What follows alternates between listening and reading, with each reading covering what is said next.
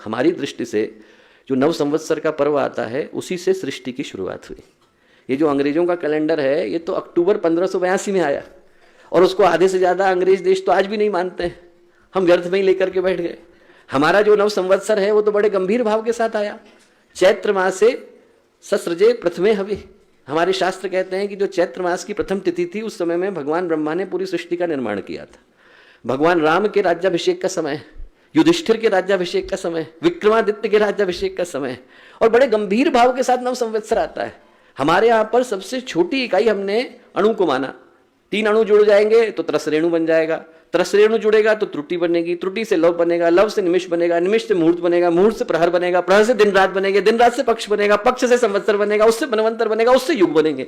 तो जो पूरी गणना है वो बड़ी गंभीरता के साथ हमारे यहाँ पर जो नव संवत्सर का समय है वो बड़े गंभीरता के साथ आता है। और हमें छोड़ दीजिए, पूरी दुनिया मनाती है। आपके फाइनेंशियल ईयर का एंड कब होता है? इसी 31 मार्च को तो होता है।